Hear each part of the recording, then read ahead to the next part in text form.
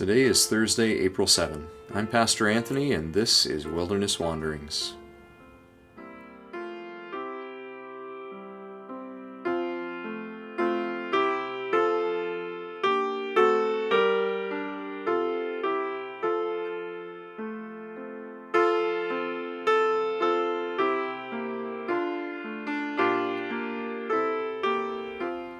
Today our text comes from Luke 23.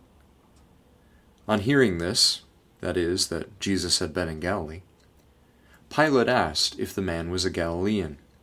When he learned that Jesus was under Herod's jurisdiction, he sent him to Herod, who was also in Jerusalem at that time.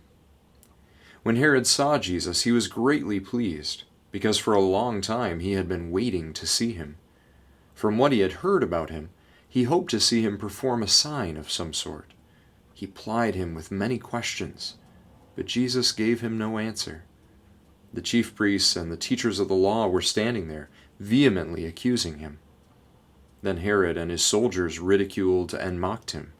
Dressing him in an elegant robe, they sent him back to Pilate. That day Herod and Pilate became friends. Before this, they had been enemies. That's Luke 23, verses 6 through 12. The opening verses of Psalm 2 say, "Why do the nations rage and the peoples plot in vain? The kings of the earth rise up and the rulers band together against the Lord and against his anointed." Pilate and Herod eventually both agree that Jesus is innocent. That doesn't sound much like banding together against the Lord's Messiah. And yet Jesus still winds up on a cross, somehow. Something only the rulers of Rome could order. This should remind us of something that escapes us far too often, that sin is rarely so dramatically clear. We see so many possibly redeeming characteristics in both Herod and Pilate across these episodes.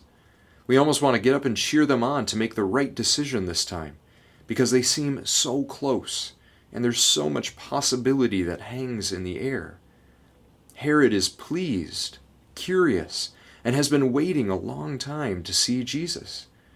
Is that not the posture of seeking that could result in a genuine encounter?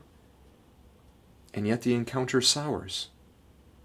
Not because Herod was raging and conspiring against Jesus, but because he was more interested in his own amusement than in doing the long, hard work of seeing justice through to the end.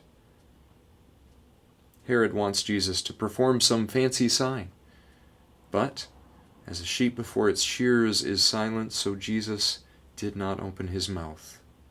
So, frustrated that he could not ply Jesus open with his questions, frustrated in other words that his plaything would not dance, Herod decides to have his fun in a different way.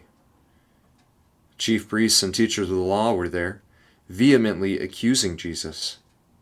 And though we later find that Herod finds no basis in their accusations, nevertheless he joins them.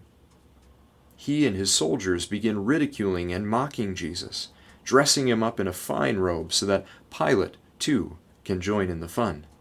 "Here is your king," Herod jests back to Pilate.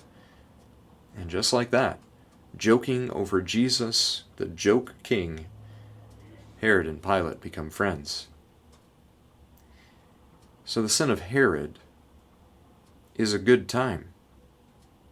Slander, mocking, cruel joking, and laughter at another's expense.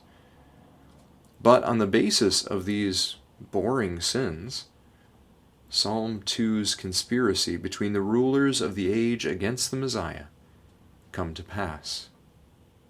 On the basis of boring, workplace, schoolyard sins like these, Herod abandons justice, truth, and the only encounter he would ever have with Jesus.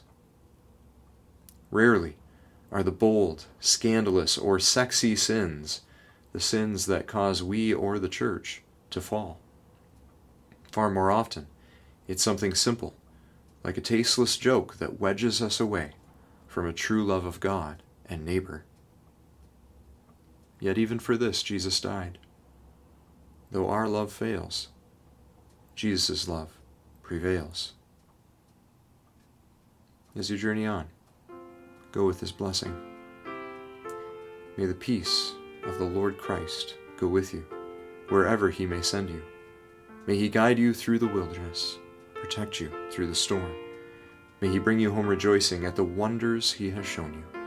May He bring you home rejoicing once again into our doors.